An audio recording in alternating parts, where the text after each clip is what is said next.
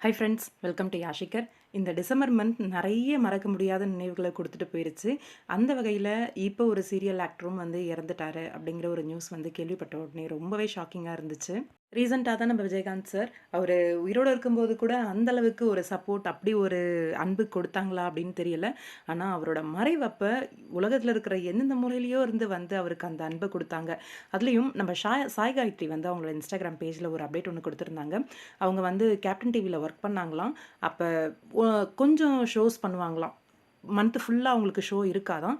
ஆனால் 1 month salary வந்து அவங்க ஃபேமிலியை பற்றி யோசித்து அவங்களுக்கு வந்து சேலரி வந்து கிரெடிட் பண்ணுவாராம்.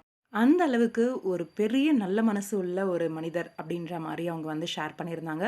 இன்னும் நெறைய கேள்விப்பட்டோம். என்னன்னா, அவரோட வீடு, ஆஃபீஸ் எல்லா இடத்துலயுமே யாரு வந்தாலும் முதல்ல சாப்பிடுங்க அப்படின்னு உட்கார வச்சு சாப்பாடு போட்டுட்டு தான் அடுத்ததே பேச ஆரம்பிப்பாங்களாம்.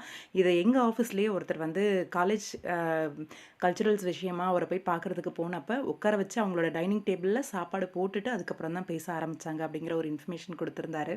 இந்த விஷயங்கள்லாம் காதால கேட்கிறத விட, இந்த மாரி போயிட்டு வந்தவங்க சொல்றதெல்லாம் ரொம்பவே கேட்கும்போதே, "இப்படி ஒரு நல்ல மனுஷனா?" அப்படிங்கிறது, அப்படி ஒரு நல்ல மனுஷன இழந்துட்டோமே அப்படிங்கிறதும் வருத்தமா தான் இருக்கு.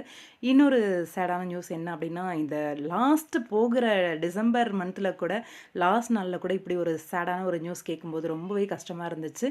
நம்மளோட அன்பு சார், உங்க எல்லாருக்குமே தெரியும்னு நெனைக்கிறேன். கனா காணும் காலங்கள்ல நடிச்சிருப்பாரு. அதே மாரி இப்ப கரண்ட்டா வந்து ஜீ தமிழ்ல அண்ணா, அப்புறம் சீதாராமன் சீரியல், இந்த சீரியல்லாம் நடிச்சிட்டு இருக்காரு கரண்ட்டா.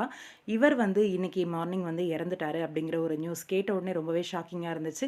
நல்ல மனிதர்களுக்கெல்லாம் இப்படி ஏன் ஒரு சோதனை வரணும் அப்படின்ட்டு. அன்பு சாரோட ஆன்மா சாந்தி அடையட்டும். இந்த வர காலகட்டங்கள்ல இந்த காலம் வந்து நல்ல மனிதர்கள கொஞ்சம் நாட்ல விட்டு வச்சா நல்லா இருக்கும் அப்படின்ற ஒரு நெனப்பு மட்டும் தான் இருந்துட்டுருக்கு. அப்படி ஒரு இழப்பு வந்து சந்திச்சுட்ருக்கோம். இந்த வருடம் உங்களுக்கு எவ்வளோ பெரிய மறக்க முடியாத நினைவுகள்லாம் கொடுத்துருக்கு? கமெண்ட் பாக்ஸ்ல சொல்லுங்க.